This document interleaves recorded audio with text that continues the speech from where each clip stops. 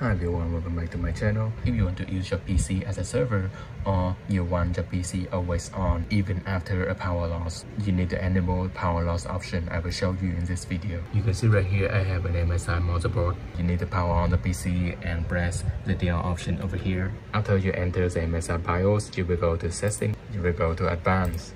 You can see the option called Power Management. You choose this option and you can see we have a restore after power loss. This one currently set power off. You can read the description over here. Set the system behavior when encountering the AC power loss. So I will choose this one and I will change this to power on. If you want the PC automatically power on after any AC power loss, or you can choose the last stage. That means if your PC is power off before the power loss, it will remain power off.